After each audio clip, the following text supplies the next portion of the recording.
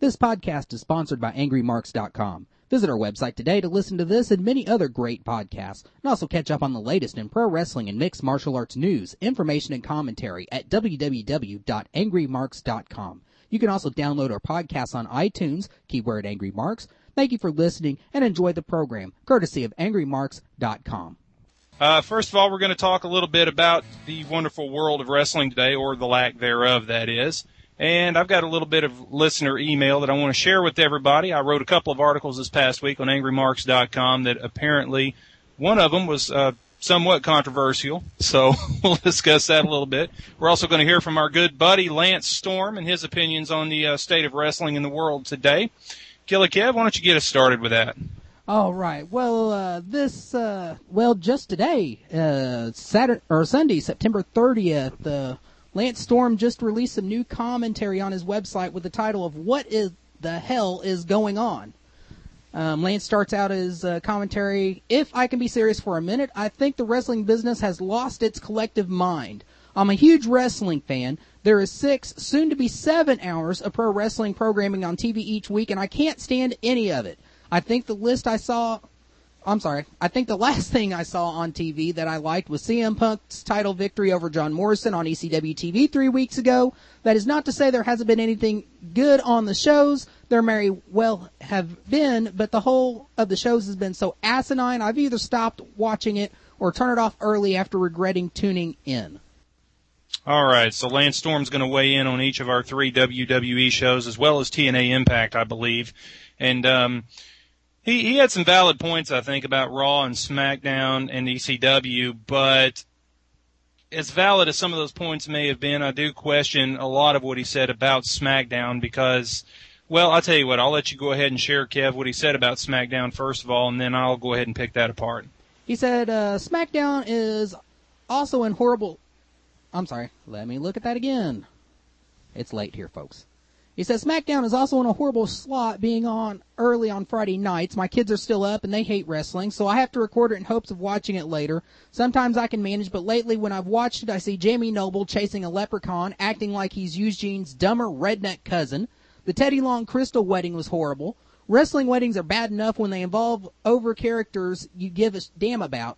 I used to love SmackDown, but almost all the guys I used to love watching are gone. Regal, Benoit, Edge, Helms, London and Kendrick, Booker T, to name a few.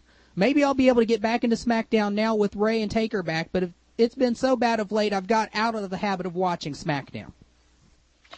All right. First of all, I think you did have a valid point about the whole Jamie Noble chasing a leprechaun thing. But, folks, guess what? In case you missed SmackDown on Friday night, our lovable little leprechaun, Hornswoggle McMahon, has been stripped of the Cruiserweight title. So I'm not even entirely certain we're going to see him on SmackDown anymore. I think he's a Raw exclusive now. What do you think, Kev?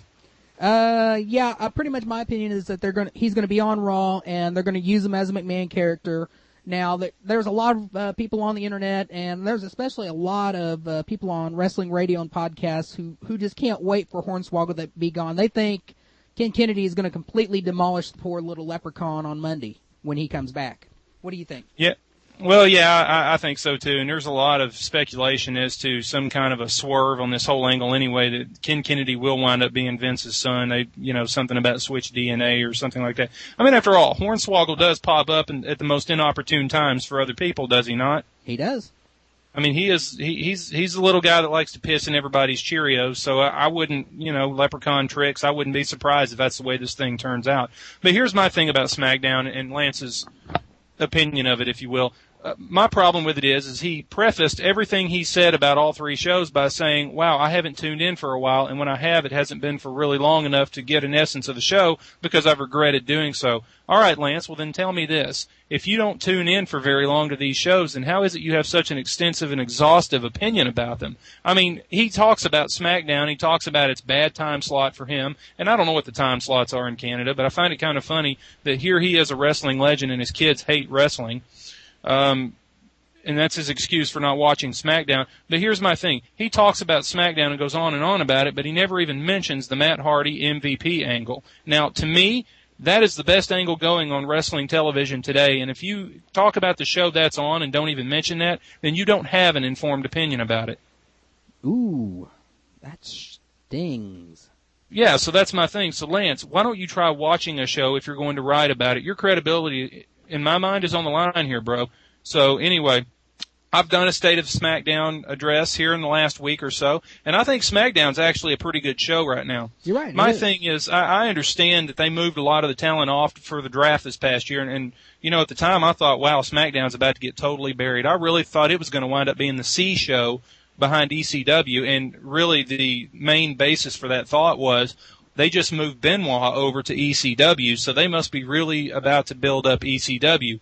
Well, we all know what happened after that, and ECW's been kind of lagging behind ever since. But honestly, that draft may prove to be the best thing that ever happened to SmackDown, because now we have more clearly defined storylines. Now, I will say this. I don't think the Great Khali being the World Heavyweight Champion was good for anybody. Okay? To be honest with you, there are far more proven stars and stars who deserve it a lot more than he does that could have been a transitional champion between Edge and Batista. Okay? And I don't think Khali should have been the one to do that. To be perfectly honest with you, and I've railed about this on AngryMarks.com for the last several weeks now, Kane is on that show. Kane has been in WWE for 10 years now. Kane has had exactly one world title run, and it had lasted for exactly 1 day. And that, to me, is a travesty. It is absolutely ridiculous that you've got a guy who's been paying his dues, pushes other stars, never bitches in the locker room, and all he gets for his troubles in 10 years is 1 day as a world champion. Give me a friggin' break. I can't blame you there. Now it's interesting enough that you mentioned that we all thought, and we all really did thought that SmackDown really got the crap put on it. It seemed like, people that really didn't seem to make a difference, like Chris Masters, Torrie Wilson, Great Khali, Eugene, people like that coming over, was not going to help SmackDown at all. Kind of interesting enough, I picked up this month's Pro Wrestling Illustrated, and they did a breakdown on the draft, in their opinion, and they're actually pretty positive on what SmackDown ended up with. There's Nature Boy Ric Flair. They don't see him as, being a, big over-the-top star like he used to be, but he can still do a lot of things and be put into a main event match every once in a while, and he's never one to turn down working with good, strong, young talent. So, then there's a lot of good, young, strong talent on SmackDown. PWI thinks they're great. They're also praising the move of Kenny Dykstra over there. He'd gotten stale and lost in the shuffle on Raw. Now he has an opportunity to possibly stand out here on SmackDown. Another thing that surprised me that they gave a big positive for was the Major Brothers. Major Brothers. Well, the big reason for that is because on ECW they were pretty much the only tag team on a show that had no tag team title to wrestle for. So now they're on SmackDown, and with the absence of London and Kendrick, and your only other option right now is the Greasers. Nothing. It can be nothing but up for the Major Brothers. So, I agree, and I will say this: I do think that the draft did do one disservice to SmackDown, and that was taking London and Kendrick off of there. Not only was that a disservice in my mind to SmackDown, it was also a disservice to London and Kendrick, because let's face it, they are lost in the shuffle on Raw. And that, I think that's Raw's biggest problem while we're on the subject, is the fact that all these stars got moved over to Raw. You had Booker T moved over there. You had London and Kendrick moved over there. You had, help me out here, you had Regal moved over there. Who else went over there in the draft? Let's see. Kennedy went over there. Kennedy went over there. And see, that's the problem, is now they're so top-heavy on talent that they don't know what to do with everybody except for suspend them, okay? So when all these guys start flooding back into the talent pool, what's going to happen to Raw? And we don't even know what the deal is with Booker T right now. We're not even sure if he's coming back or if he isn't or what the deal is there. But the fact of the matter is there's just no place for him on Raw or SmackDown anymore. Yeah, and this King Booker gimmick is just shit, okay? It's over. Let's move on beyond it. And what else do you do with the guy at this point? Well, I have a solution to that, but go ahead, Kev. Well, I was going to mention, the slots over on SmackDown over on Raw are only going to even get more crowded because you're going to have the return of Bobby Lashley. As soon as he gets healed, you're going to have the return of Shawn Michaels. You've already got the return of Triple H. How much more room is there on this show? Well, and you got John Cena, pretty well just sitting on top of the perch right now, and we know that's not going to last a whole lot longer, not with Hunter the Destroyer back. My thing is, Raw is really, really, really in trouble right now, and I don't think people even realize how big a trouble it's in right now. But when Raw, your flagship show's in trouble, by extension, so are the rest of them sooner or later, because here's the problem, okay? ECW is a decent show for brand new talent to hone their craft and to get exposure to television, learn how to act in front of a live crowd. You've got CM Punk, a young new star. You've got John Morrison, a young new star, okay? And they're doing a good job of pushing him right now, but the problem that ECW has is they don't have veteran influence. Yes, they have Big Daddy V, but other than him, really, where do you go for veteran leadership on ECW? You don't. There's exactly. Except Tommy Dreamer. Except for Tommy Dreamer, who basically has been booked into irrelevance at this point. Well, let me speak on that for just a moment, because it was kind of revealed this week that ECW is kind of going to become the new ground where they put a lot of the developmental talent that they're pulling up from Ohio Valley Wrestling and from Florida Championship Wrestling. And also right now, Tommy Dreamer is the interim director of the developmental territory since the release of Simon Dean a couple months ago. So it seems pretty common sense to me, if you've got Tommy Dreamer on that show and you're going to be bringing up talent, to go ahead and put them on ECW, where Dreamer can watch them, give direction, and things of that nature. I agree, but I also think that on camera, in the ring, you're going to need some folks that can push this new talent and teach them new things. I mean, let's face it. When did MVP really break out in his career? What was the turning point in his career? His feud with Chris Benoit. Right? Right. Why is Carlito really back on television, back in the mix, and back? Why is he back right now? Because Ric Flair helped him out, okay?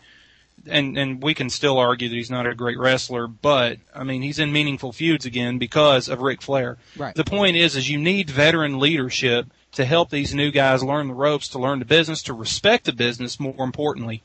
Right. You need that, and ECW is sorely lacking in that department right now. I have a solution. Which is? Back to SmackDown, we have a star on that show that's not going to ever be pushed for whatever reason. I don't think it makes any sense whatsoever, but for some reason Vince McMahon and his booking team do. So here's my solution. Why don't we take Kane and put him on ECW? Sounds like a logical move to me. It's good for Kane because it gives him a chance to ride out on top if that's ever in the cards for him. And it's good for ECW because they need veteran leadership, and who better than Kane? This guy has made a career out of pushing other people ahead of himself. Yeah, exactly.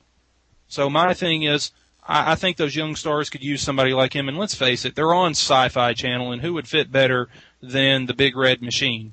You're right. I mean, the pyrotechnics and all that would just go beautifully. And I thought that Kane would have a hell of a feud with somebody like Kevin Thorne.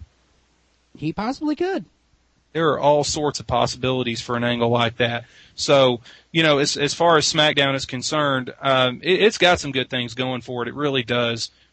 Khali's no longer the World Heavyweight Champion, and that's a good thing, and some folks could argue as to whether Batista should be the World Champion right now. But honestly, who else is there right now? Yeah, Undertaker's back, but he just came back last week. And I'm not even entirely certain what kind of a full-time role he's going to have on television, because right now they're billing him as the rare appearance of. And, my thing is, well, does that mean that it's rare because he's been injured so much lately? Or does it mean it's rare because he's planning on scaling back on his schedule again? Because if you'll remember, once upon a time, that was his idea.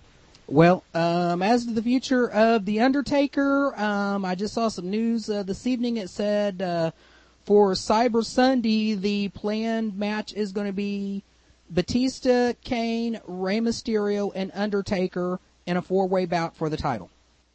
All right, and I'm only going to imagine that one of two things. I'm sorry, not Rey Mysterio, Mark Henry. Okay, I started to say that there's really only going to be one of two things happen there: either Batista retains or Undertaker takes it back.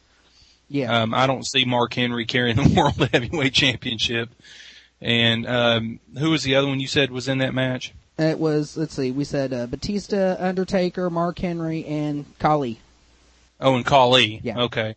Yeah, I can only hope that the bookers on SmackDown learn their lesson about giving Khali that World Heavyweight title, because, folks, he can't wrestle. No. And to me, you need to be a wrestler if you're going to be a World Heavyweight Wrestling Champion. That's just my opinion. Yeah. Call me picky or whatever, but that's just my thing. So, and to be honest with you, I really do believe that this whole thing is kind of in limbo until Edge gets back, because Edge is basically being branded as the face of that show right now, is he not? It seems like it to me. Yeah, it really does, and I think that's the case. So SmackDown's in good shape, but again, Lance Storm, if you're going to talk about SmackDown, why don't you mention the MVP Matt Hardy feud, because that is the best thing going in wrestling today. Yeah. Here's something else that just came up that I just posted about on AngryMarks.com this past weekend. The future of Rey Mysterio. Now, at a show in November in San Diego, California. That's a Raw branded show, but they're going to have Rey Mysterio on the show for that night in a 6-way match with Triple H and John Cena going against not Carlito. Damn, I can't even remember who I said was on there. But the fact I think you said it was going to be Kennedy, Orton. Yeah, Kennedy, Orton, and Umaga. That's going to be the main event. It's going to be a 6-man tag. Now, it's curious enough, Rey Mysterio, SmackDown wrestler, is going to be on a Raw house show for that night. Do you think that they're they're just doing it to pop the crowd because it's Rey Mysterio's hometown, or do you think that this signals a move of Rey Mysterio from SmackDown to Raw? Well, I hope it does not signal a move for Rey Mysterio from SmackDown to Raw, because first of all, as we've discussed already, Raw is already just oversaturated with stars right now. Okay? That's first of all. Second of all, honestly, I think it's to sell tickets. At least I hope that's what it is, because Rey Mysterio does not need to move to Raw. But that's not even the most interesting thing that I'm picking up from that whole matchup. What I'm picking up from that whole matchup that intrigues me is the fact that Umaga lately has been pushed as a face, and now he's going to go heel.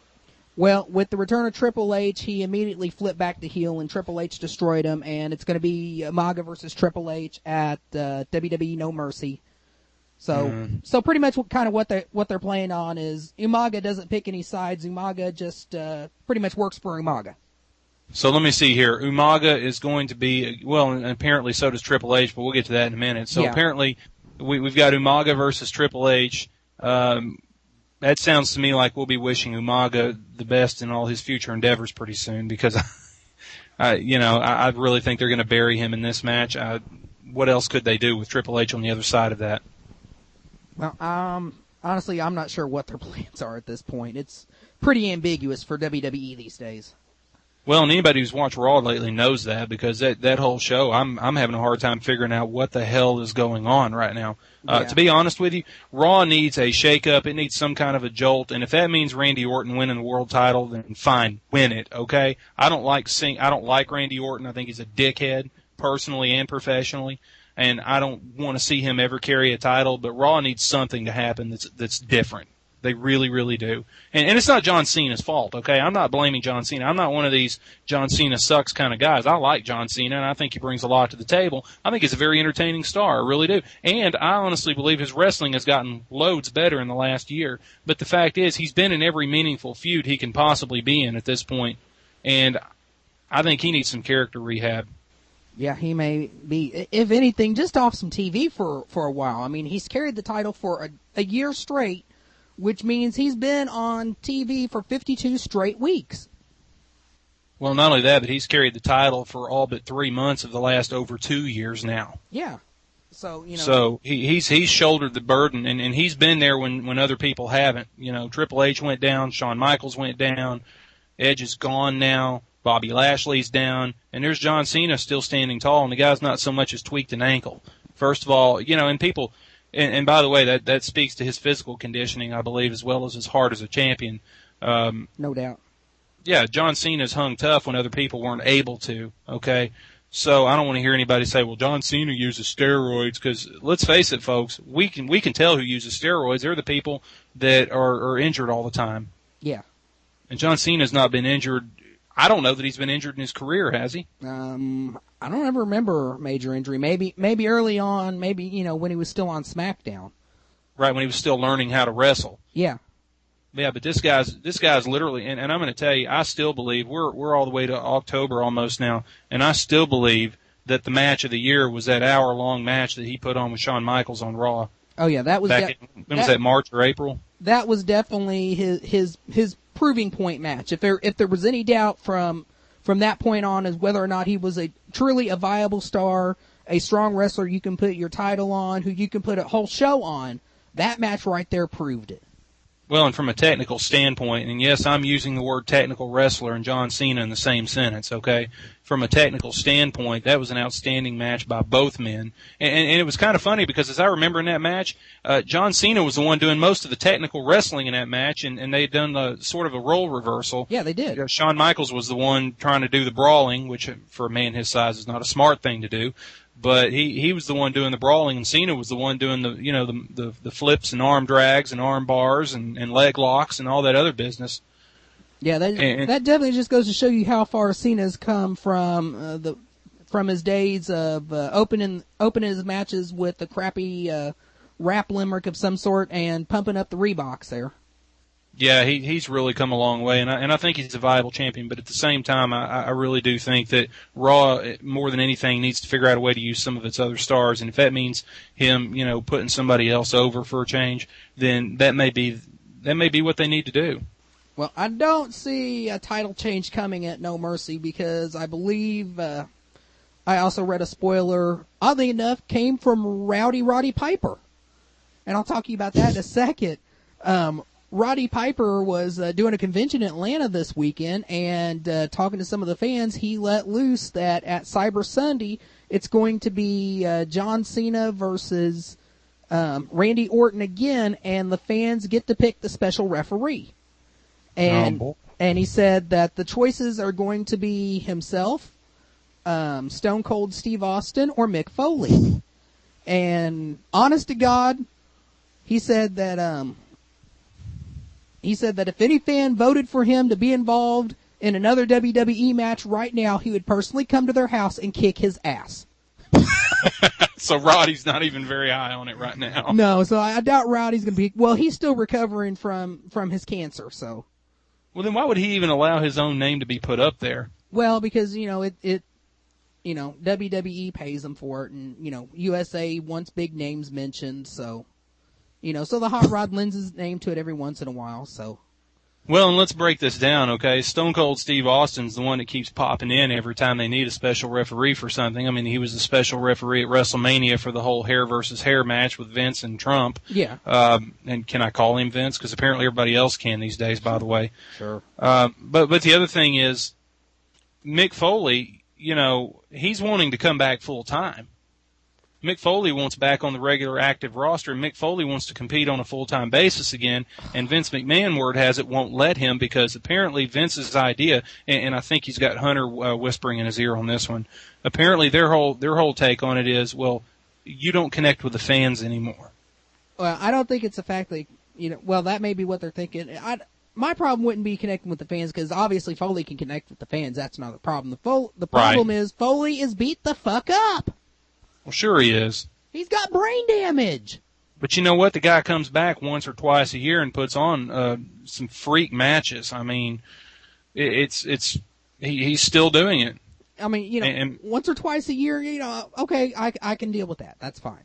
And it's not that I don't like Mick Foley. It's just, honestly, I don't want to see somebody else end up like Chris Benoit. Well, I agree with that, but the reason I don't want to see Mick Foley come back full time is, and this alludes to the article I wrote about The Rock earlier. My thing is, I used to yearn for the days of the Attitude Era, and I no longer do. Right. Wrestling needs to move forward, and it needs to be cutting edge, and it needs to be inventive, and that's what's made wrestling great for the last 25 years. That's the route they need to take. Vince has stayed on top of the game for as long as he has because he's invented the best characters that wrestling's ever seen. Right. You're absolutely right. I mean, and Hulk Hogan can say whatever he wants to on Bubba the Love Sponge, but I'm telling you right now, Vince McMahon made Hulk Hogan. Yes, he did. Vince McMahon made The Rock. Yes, he did. Vince McMahon made Mick Foley. Vince McMahon made Stone Cold Steve Austin, because the fact is, if these guys hadn't been in WWE and they hadn't gotten the pushes they'd gotten and they hadn't been marketed the way they were marketed, by Vince McMahon, these guys would have been indie wrestlers. And let's face it, The Rock wouldn't be in Hollywood right now. Stone Cold Steve Austin wouldn't be making straight-to-DVD movies. And Mick Foley wouldn't be writing a book every year about how great his wrestling career used to be. Yeah. You're right. All right? So these guys were made by Vince McMahon. Yeah. And Vince McMahon stands to profit nothing by recycling all this crap over and over again. Well, the only... Now, having said that, if The Rock were in WWE today, he was inventive enough on his own that I believe he'd still be a fresh character. Oh, yeah. I really do. But, folks, let's move on. Yeah, there definitely needs to be a need to move on. Now the problem with that is what do you move on to? And I bring that up because Carl Stern, who a lot of people may associate with the Figure 4 Weekly, he put out an article this week talking about why WWE development has failed. And one of the big reasons that he cites for it failing is WWE's insisted on a cookie-cutter approach to just about every guy who's come through there. And the result is that they all look the same. The fans don't develop an interest in them. And when they don't get over, WWE just turns right around and cuts them loose and hires somebody else to do the same thing again. It's almost like the classic definition of insanity, where you keep repeating the same thing every time and expect a different result. Well, and I tend to think that this is more cyclical, I think, than anything else. I mean, you stop to think about this. Wrestling really sucked from about 1992 to about 1996. Yeah. It really did. It just sucked horrible ass, okay? But we had two holy shit moments in 1 year from two different federations. In 1996, we had the birth of the NWO. Yeah. And in 1996, we had Austin 316. You're right. We had two just holy shit moments that just absolutely blew the lid off, and it stayed off until about the WWE bought WCW in 2001. That's really where it fell apart. Yeah. Okay, so for a good 5 years, they ran strong after that. All right, but here's my thing. We have not had a holy shit moment in quite a while. And right now we're looking for it from one of two places. We're looking for it from brand new up-and-coming unproven stars who have not benefited from veteran leadership, and we're looking for it by recycling old shit, i.e. Triple H. Yeah. And the fact of the matter is, it's not going to come like that. It's going to come out of left field. It's going to come when people least expect it, and it's going to come from somebody they don't expect it from. I could sit here and read the tea leaves and look at all the different stars in WWE today on the three different brands that they have, and we're not going to figure it out. It'll happen. I promise it will. For those of you fans out there who think that wrestling just sucks and you're through with it and it's over, I'm telling you, I left wrestling in 1990 because it got sorry and I got tired of dealing with it, and I didn't come back until 1998, and by then I'd already missed half of the Attitude Era. Yeah. And the NWO was already old and stale, and Goldberg was about to get knocked off his throne, and that's really where wrestling went downhill, and I missed all the good stuff. I have to go back now on DVD and try to watch the stuff I missed. And I'm telling you right now, hang in there, guys. It's going to get better. In the meantime, Killer Kev, if we can, let's go ahead and get to this reader email that I got. Yeah, we got a few minutes left for some email. You got a whole hell of a lot of responses that I most certainly was not expecting. Well, and I'm only going to read a few of these today. But by the way, I do want to put it out there that, first of all, this show that we're doing right now currently does not have a name. And I want to do a little bit of a Name That Show email contest. My email is angrymark@gmail.com. Send me an email, folks, if you've got a suggestion as to what we can name this thing. And we'll pick from the best of them. We'll read all your emails on the air. I respond to every email I get. But in the meantime, I wrote 2 articles this week on AngryMarks.com. The first one was the state of SmackDown, and this came from Ryan, and this is what he said. He said, well freaking done on the State of SmackDown report. Everything you said made sense and was what I wanted to happen. I mean, the great Khali, seriously, he doesn't even know what wrestling is. It was a fair point on Kane, too. He does bust his ass and gets jack shit for it, too. Jimmy Wang Yang was a good point. He's really athletic and knows how to get a pop from the crowd. One last thing, I'd love to see new talent on ECW and better tag divisions going around. Thanks for everything you guys do. You'd be great wrestling bookers. Cheers, Ryan. Kev, he brings up a decent point about the tag teams. That's something we haven't really talked a whole lot about tonight. What's your take on the tag teams on the 3 shows? Well, right now, WWE has really not treated the tag team division very fairly over the years, and this year it's pretty much more the same old, same old. We thought we were going to get a little bit something interesting with the reunification of the world's greatest tag team. That didn't happen. We thought maybe something was going to happen with Lance Cade and Trevor Murdoch becoming world tag team champs. A lot of potential there, but the writers haven't done anything for them. We thought something was going to happen with Brian London and Paul London and Brian Kendrick coming over from SmackDown to Raw, and they're completely buried. So they're the Highlanders. We saw the Highlanders on TV for the first time in fucking months last week, and and honestly, they came out and they asked for a tag team title shot. They couldn't get it, so they interfered in London and Kendrick's match and got them a win by DQ. And as they were walking up the ramp, they started bitching about how they never get title shots, and it's true because they're never put on TV.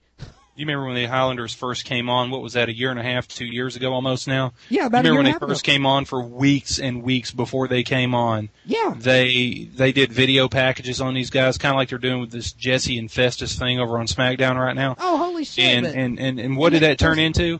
Absolutely nothing. Nothing. And they've got a great built-in gimmick. I mean, with the whole, weighing in at 34 stone. Yeah. And speaking of Jesse and Festus there, what the hell is up with that? That was back in May when they started doing those promos. May, June, July, August, September. 5 months in, they ain't wrestled a fucking match on SmackDown yet. What is up with that? That's WWE. Let me give you a little pop quiz, Kevin. Tell me who you think the 3 greatest tag teams of all time are. 3 greatest tag teams of all time. Mm-hmm. Well, in my opinion, you've got Arn Anderson and Tully Blanchard. Okay.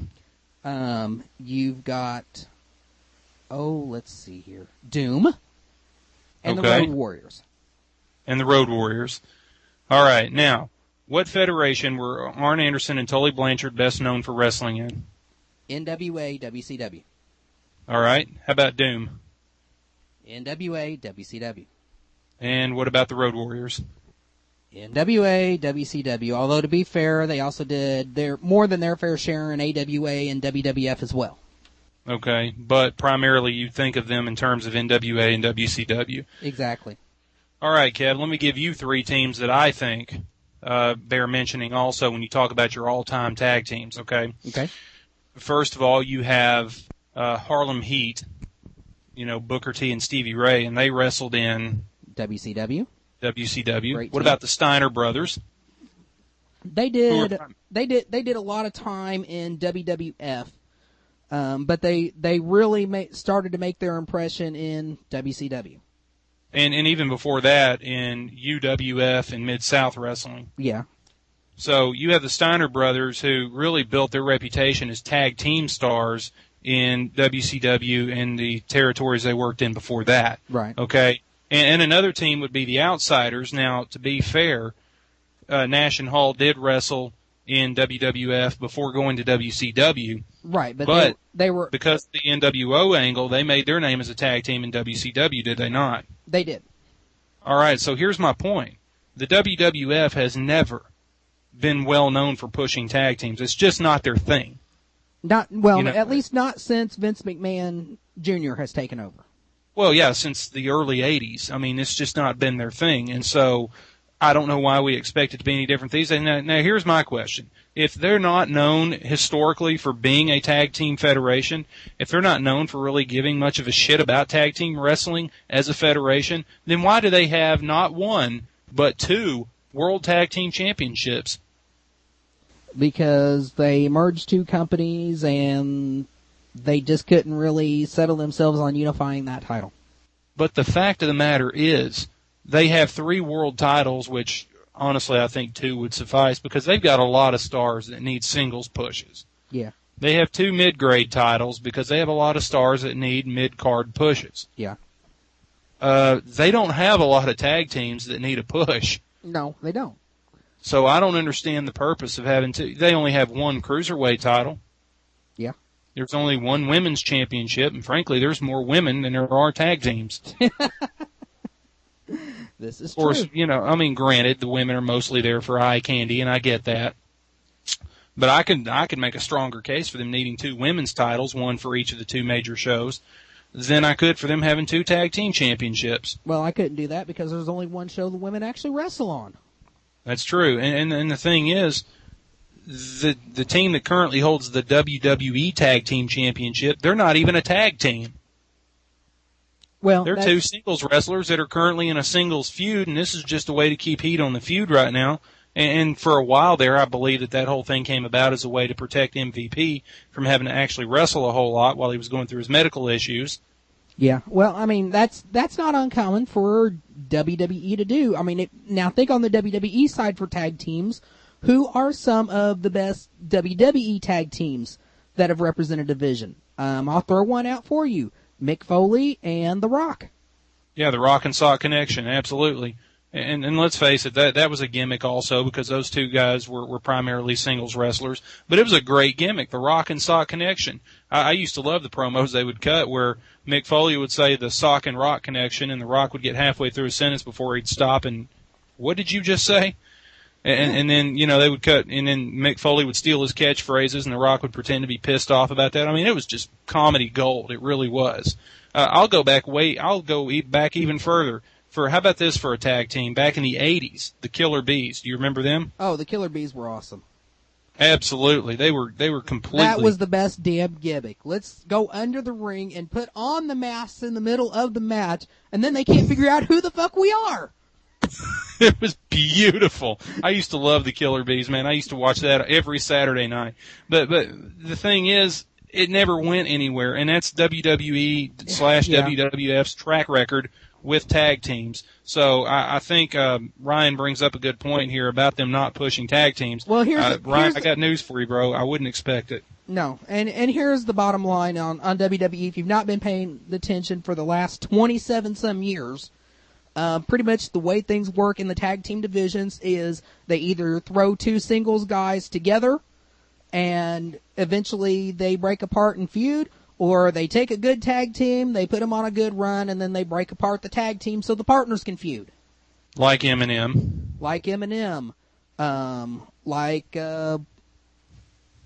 Damn, there's so many I can't even think of. They broke apart the Hart Foundation. They broke apart D-Generation X. They broke apart, Shawn Michaels and Marty Jannetty. Yeah, the Rockers. The Rockers, this is classically how WWE treats the tag team division. It's either to break the tag teams out into individual superstars, or it's throw 2 superstars together for one tag team, like Hulk Hogan and Macho Man Randy Savage.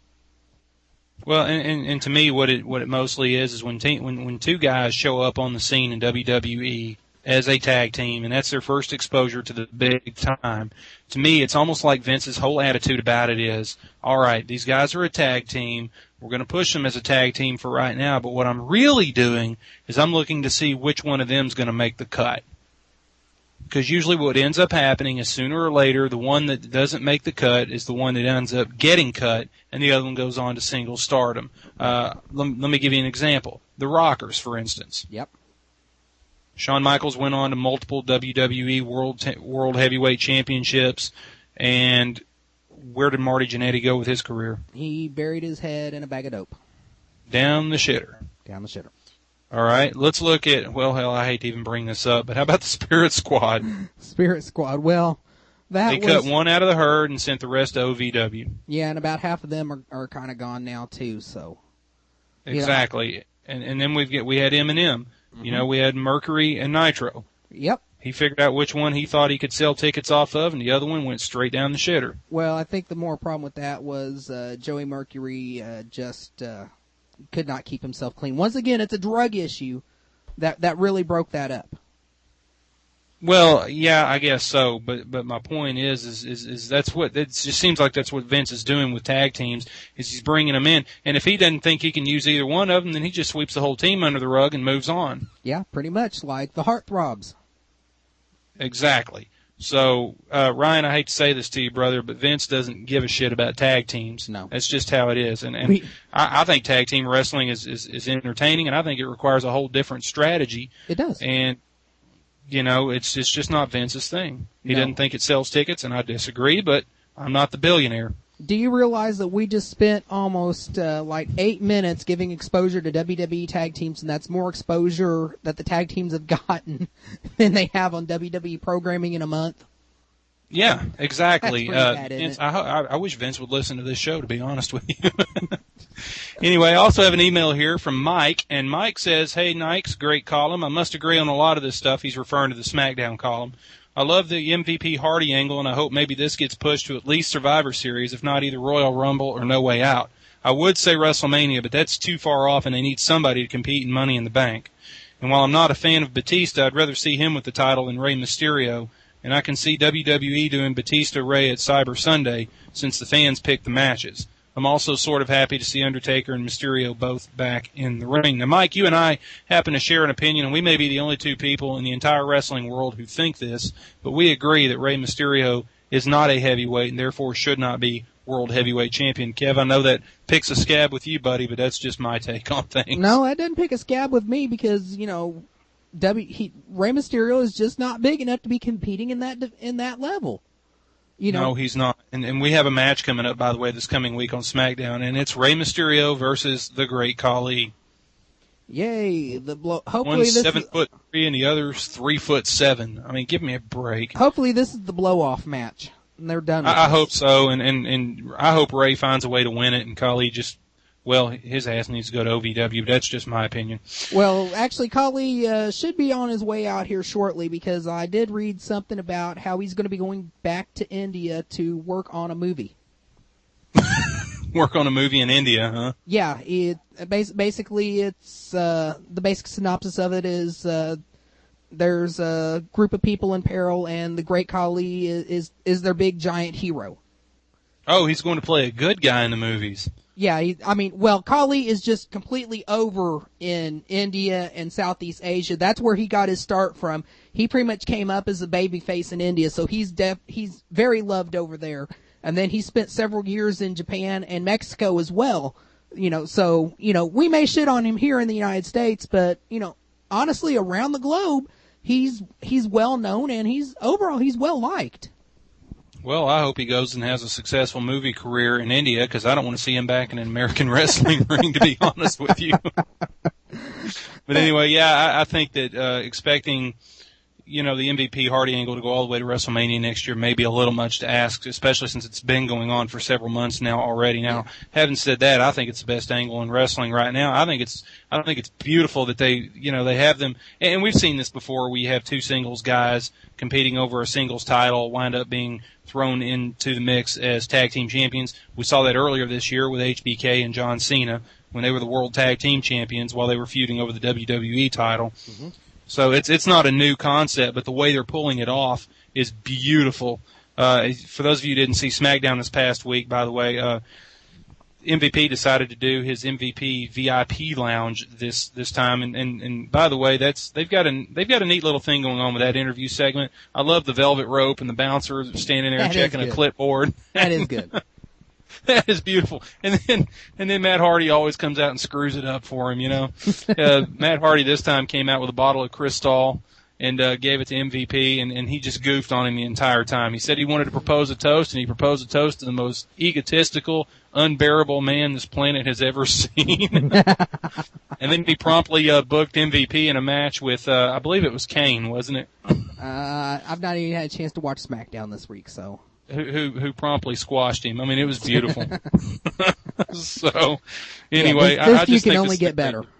Yeah, it can, and these guys are both pulling this off wonderfully. I think MVP learned a lot about wrestling from Chris Benoit, but I think he's learning a lot about comedy from Matt Hardy. Yes. So this is just now the only thing I'm worried about is that somebody eventually has got to go over in this feud, and if they're not careful, they could wind up burying the guy that doesn't. and that would be an injustice, I think. Well, honestly, I think the guy that eventually goes over is MVP.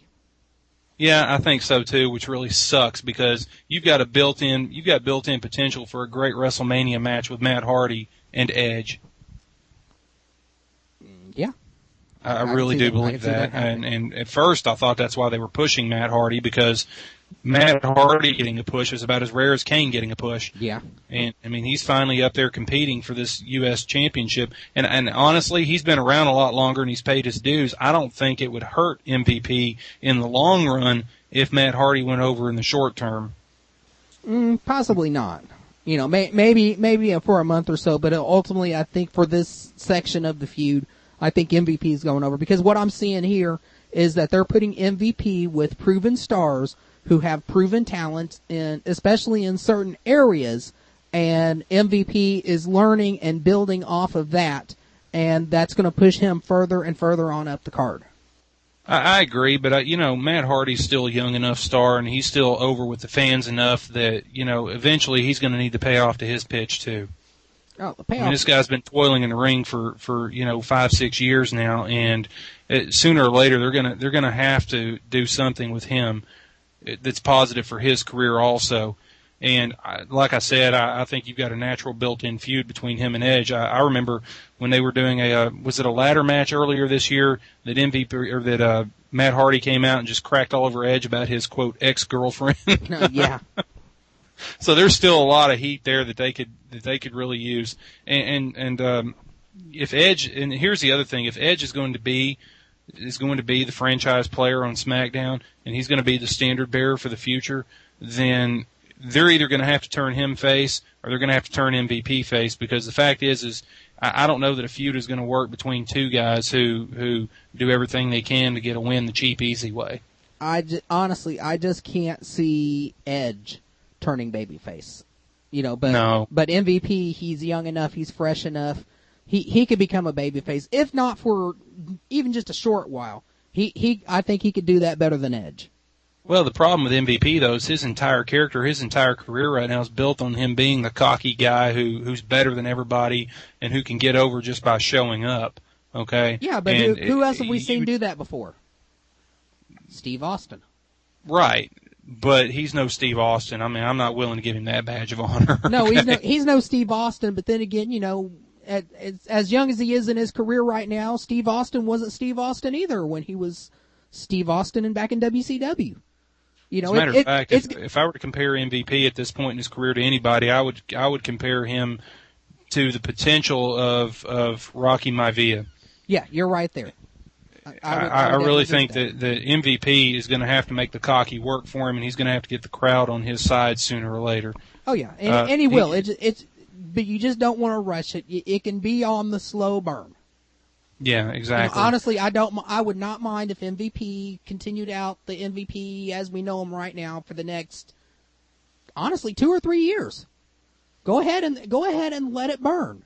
Slowly. Well, and again, I don't like reading tea leaves, but my thing is that might be that holy shit moment we're looking for. It might be. It truly might be.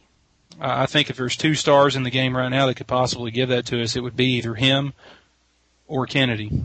Yeah, well, there's a lot of expectations that Kennedy is definitely going to be that main event player. So right. And I've got one more email here, Kev, and I was stalling on getting to this one because this is the article I wrote this week about The Rock. The Rock. And I want to preface this by stating, because apparently there was some misconstruing of the point I was trying to get to with that article I wrote, and the title of the article was "Go Away, Rock," and apparently some folks thought that what I was trying to say was that The Rock's a sellout for making movies and blah blah blah blah blah, and all his movies suck and he needs to come back to wrestling or just go away. That's not what I was saying. Fact is, if Dwayne Johnson wants to go off and make movies and that's what he wants to be a Hollywood actor and he doesn't want to wrestle anymore, I'm fine with that. Go with God, have a great life. Thanks for the memories. That's beautiful, okay? But that's not what's going on here. What really, really has stuck in my craw about The Rock is this. He has instructed his handlers, apparently, to tell people that he is no longer to be called The Rock. He doesn't want to be known as The Rock anymore. He's through with wrestling. He's been on the Jim Rome Show. He's been on Best Damn Sports Show, period. He's been on all these shows telling people, I'm retired from wrestling now. I got out quietly. I thanked who I needed to thank. I'm done with wrestling. I'm Dwayne Johnson now. But here's my problem with that. If you're really Dwayne Johnson, then first of all, why are you still being billed in the movies as Dwayne The Rock Johnson, especially when you don't want people calling you The Rock anymore? And furthermore, and this was the part that really offended me, and I said this in the article, and I want to state this again. What really bothers me about Dwayne Johnson right now is he doesn't want to be known as The Rock anymore. He wants to sever ties with wrestling and be a serious Hollywood actor, making big, broad comedies and all this other bullshit. That's fine, all right? But don't show up on Monday Night Raw on my television and say, hey, fans, what's up? Rock here, if you don't want to be known as The Rock.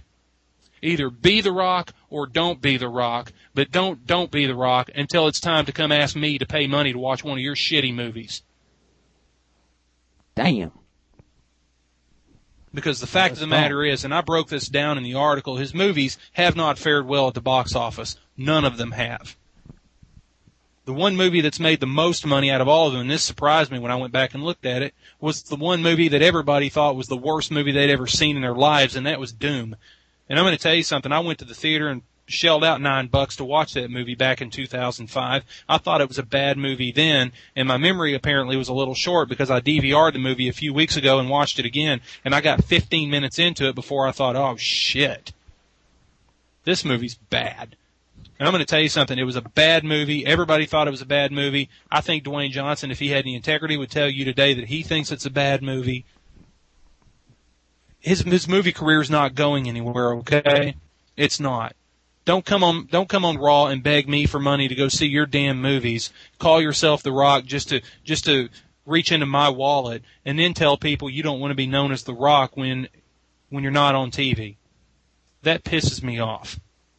So that's really all I have to say about that. My whole point is he can be a movie actor, and that's great. I think it's wonderful that he's making lots of money for himself, okay? Unfortunately, his movies aren't making much money for anybody else. But that's neither here nor there. If you don't want to be The Rock anymore, then don't show up on TV calling yourself The Rock when you want my money. And that's all I have to say about that. But anyway, I got an email from somebody responding to the article, and this is what he said. Hollywood math is twistier than a figure four leg lock, so I'm not sure if you're correct that no studio has ever made a dime on a Dwayne picture. If those were domestic grosses you quoted, keep in mind that most pictures, especially action-heavy ones that comprise the majority of Mr. Johnson's oeuvre, make more overseas than they do here. Then there's the ancillary income from DVDs, cable, yada yada. I don't think he'd have gotten this many bites at the apple if he was an unfailing money loser for the studios. And until he yells at some kid and makes him cry for calling him Rock, I won't begrudge him some stubbornness in rebranding himself. It's a good idea at this stage of his career and always an uphill push. That said, I agree that he doesn't get to have it both ways. If he no longer wants to be The Rock, he must, if he dares, introduce himself to the Raw audience as Dwayne. But of course he didn't dare, and your editorial rightly skewers his glad-handing mendacity. Nicely done, sir. Yes, that was nicely done. You did fairly point that out. Now I disagree with you as whether, The Rock is becoming a legitimate Hollywood star or not, but of course that was neither here nor there point of your article. The point was that, he needs to stop trying to have his cake and eat it too in this position, and I don't think anybody's really going to disagree with you. Well, the fact is the only way to, and I hate to say this, okay, because he's not appealing to the masses.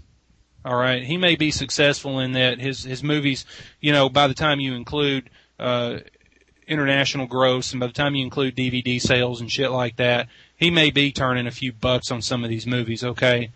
But the fact of the matter is he's not appealing to the masses. All right?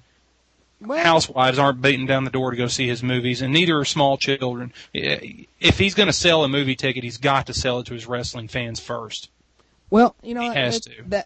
That may be debatable because this weekend was the debut of his movie, The Game Plan, and although we don't have the full weekend box reports back in yet, the early reports say that The Game Plan is the #1 new movie in the nation, and Disney dumped a shitload of money into promoting The Rock over the last month. They had him on Disney Radio doing a countdown. They had him on 2 or 3 Disney shows to tie in and push that, they did something called the Rock Block, where they did like a full solid 6 hours of programming featuring The Rock and clips from this movie. So, obviously Disney is interested in taking an investment in him and doing something with that. Not only that, they've already got him signed on to do a remake of Escape from Witch Mountain, and he's got a role in that.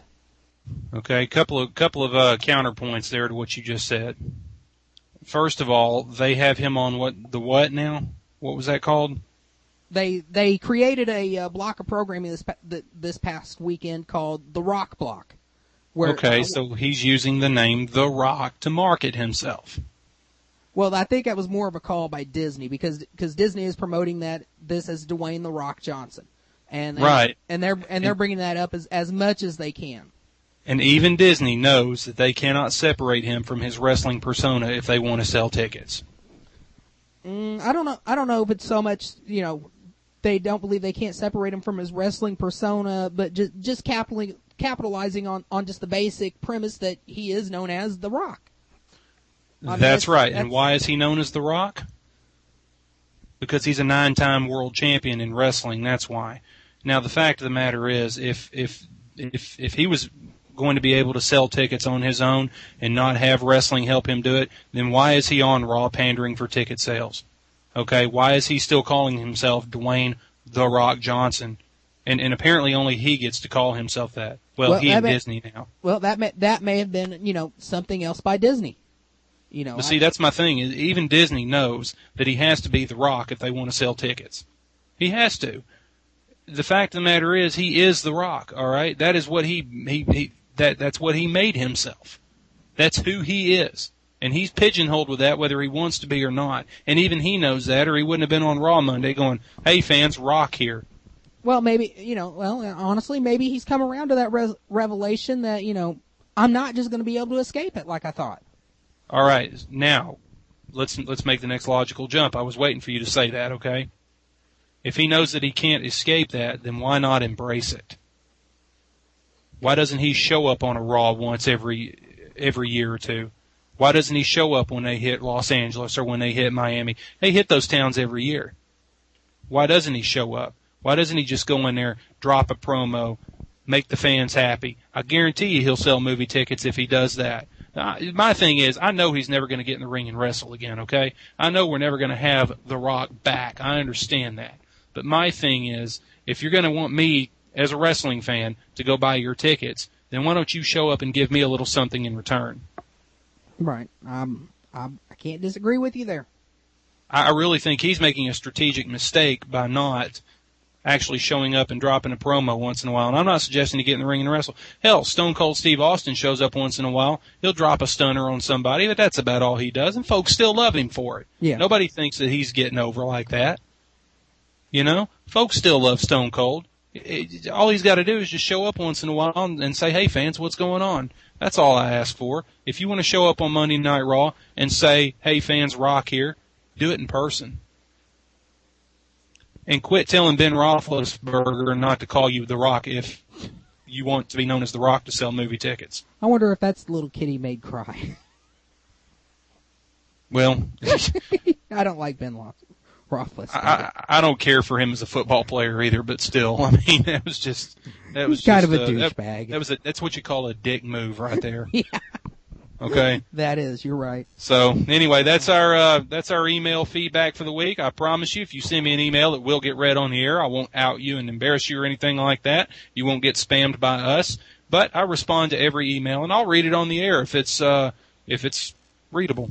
So anyway, that email address again is angrymark@gmail.com. Love to hear from you folks. Well, Kev, I guess that's about going to do it for this week's show. I thank you guys all for listening to our pilot broadcast here.